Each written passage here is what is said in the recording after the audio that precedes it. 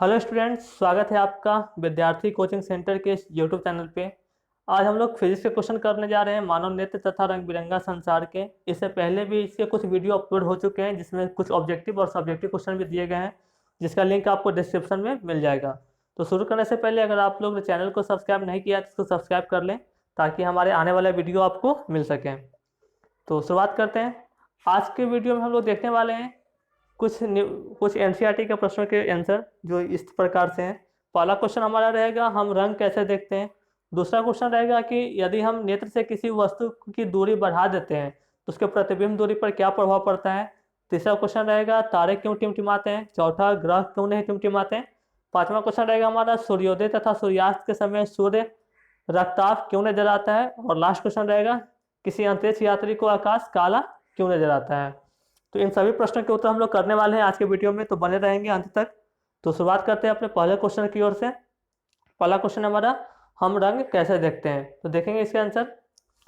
हमारे आंख के रेटिना में प्रकाश के प्रति संवेदनशील कोशिकाएं दो आकार की होती हैं, छड़ रॉड के आकार की और शंकु मतलब कोन के आकार की।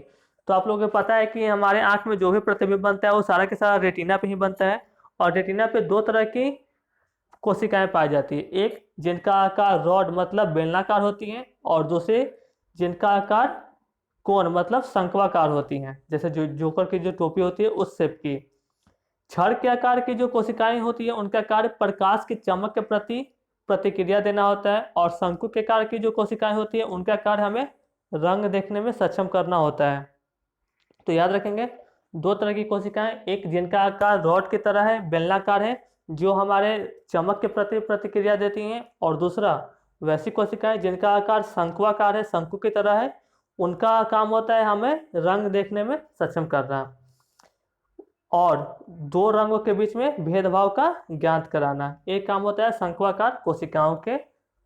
इसी तरह से हम लोग रंग को देख पाते हैं, हम लोग डिस्टिंग्विश कर पाते हैं, लाल पीला नीला मतलब विभिन्न रंगों को हम लोग अलग अलग करके देख पाते हैं। एक किसी कारण, तो क्योंकि आंख के रेटिना पे दो तरह की कोशिकाएं होती है, एक रॉड के आकार की और दूसरा कोन के आकार की। जो बेलनाकार कोशिकाएं होती हैं वह हमें चमक का आभास कराती हैं, और जो शंक्वाकार कोशिकाएं होती हैं वह हमें रंग का आभास कराती हैं। तो उम्मीद करते हैं आपको समझ में आया होगा। बढ़ते हैं अगले क्वेश्चन की ओर। अगला क्वेश्चन हमारा, जब हम नेत्र से किसी वस्तु की दूरी को बढ़ा देते हैं तो नेत्र में प्रतिबिंब दूरी का क्या होता है।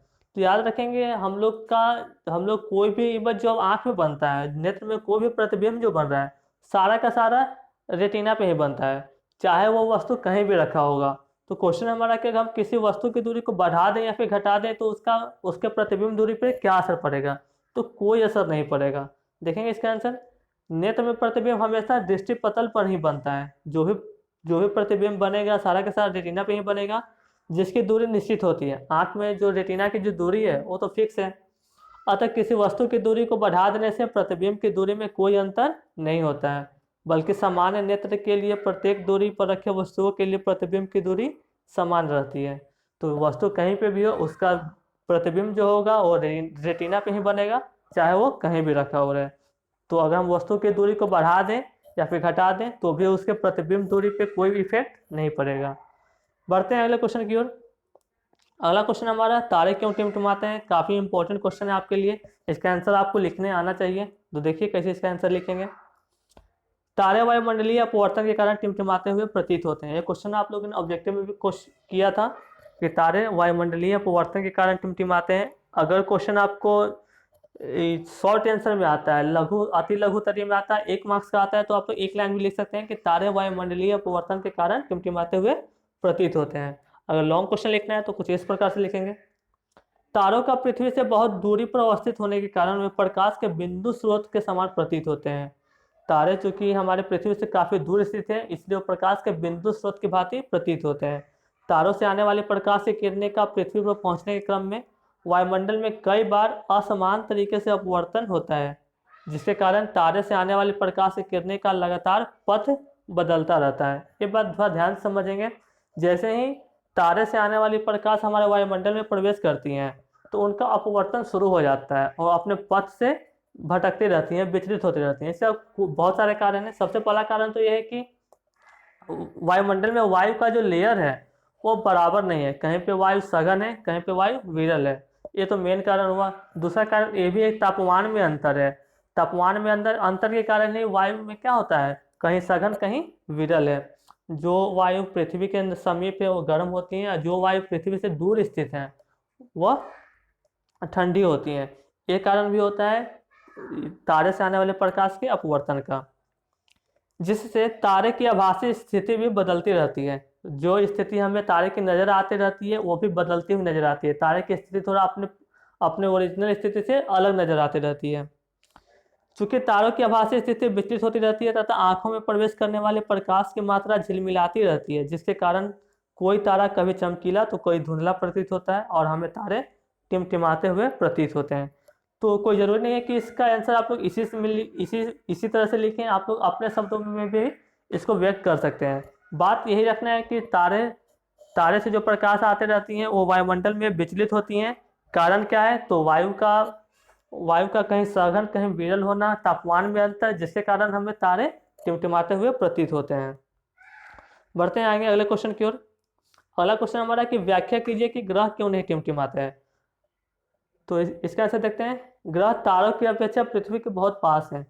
जैसे कि तारे को हम लोग देख रहे हैं, तारे हमारे से बहुत दूर स्थित होते हैं, पर ग्रह काफ़ी नज़दीक हैं और इनसे जो प्रकाश आती रहती है वो विस्तृत स्रोत की भांति आती रहती है। मतलब प्रकाश का ज़्यादा मात्रा हमारे आँख तक पहुँचते रहता है।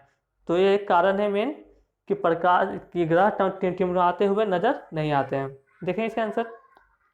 यदि हम ग्रह को बिंदु साइज के अनेक प्रकाश स्रोतों का संग्रह मान लें तो सभी बिंदु साइज के प्रकाश स्रोत हमारे नेत्रों में प्रवेश करने वाले प्रकाश की मात्रा में कुल परिवर्तन का औसत मान 0 हो जाएगा। और ऐसा होने से कारण टिमटिमाने का जो प्रभाव होता है वह निष्प्रभावित हो जाता है और ग्रह टिमटिमाते हुए हमको नजर नहीं आते हैं। तो कारण है कि प्रकाश की बहुत सारा मात्रा हमारे आँख तक पहुँचते रहती है, तो परिवर्तन विचलन होता भी है तो बहुत कम शून्य के भांति होता है और ग्रह हमको टिमटिमाते हुए नजर नहीं आते हैं। अगला क्वेश्चन देखते हैं हम लोग। सूर्योदय के समय सूर्य रक्ताभ क्यों प्रतीत होता है। सूर्योदय तथा सूर्यास्त के समय सूर्य क्षितिज पर रहता है और याद रखेंगे जब सूर्य क्षितिज पर रहता है तो उससे आने वाले प्रकाश की किरणें वायुमंडल में अधिक दूरी तय करती हैं। और जब सूर्य हमारे सर के ऊपर होता है, मतलब दोपहर के समय में होता है, तो उससे आने वाले प्रकाश की किरणें वायुमंडल में कम कम दूरी तय करती हैं, तो जिसके कारण उनका विचलन कम होता है। आंसर देखेंगे इसका। क्षितिज से आते हुए सूर्य की किरणों को ज़्यादा सघन वायुमंडल से गुजरते हुए ज़्यादा दूरी तय करना होता है। जो जैसे कि हमने अभी बताया, क्षितिज के समीप नीले तथा कम तरंग दैर्ध्य वाले प्रकाश का अधिकांश भाग वायुमंडल में ही निलंबित करने द्वारा प्रकीर्णन हो जाता है। सूर्य हमारे प्रकाश में जितने भी रंग हैं उनमें से जो कम तरंग दैर्ध्य वाले जो प्रकाश हैं, जो रंग है, वो प्रकाश वायुमंडल में ही प्रकीर्णित हो जाते हैं और हमारे आँख तक वही प्रकाश पहुँच पाते हैं जिनका तरंग दैर्ध्य ज़्यादा होता है, जैसे कि नारंगी तथा लाल। यही कारण है कि सूर्योदय तथा सूर्यास्त के समय सूर्य का रंग नारंगी या फिर लाल, इसको हम लोग रक्ताभ के नाम से जानते हैं, प्रतीत होता है। बढ़ते हैं आगे अगले क्वेश्चन की ओर। अगला क्वेश्चन हमारा कि किसी अंतरिक्ष यात्री को आकाश नीले की अपेक्षा काला क्यों प्रतीत होता है। तो देखेंगे इसका आंसर। जब सूर्य का प्रकाश वायुमंडल से गुजरता है तो वायु के सूक्ष्म कण अन्य रंगों की अपेक्षा नीले रंगों को अधिक प्रबलता से प्रकीर्णित करते हैं। प्रकाश हमारे वायुमंडल में जो बहुत से छोटे छोटे जो कण होते हैं वह नीले रंग को ज़्यादा प्रकीर्णित करते हैं, जिसके कारण जो नीला रंग जो प्रकीर्णित हुआ है वही हमारे आँख तक पहुँचता है और आकाश हमें नीला नजर आता है। अंतरिक्ष में वायुमंडल नहीं होता है।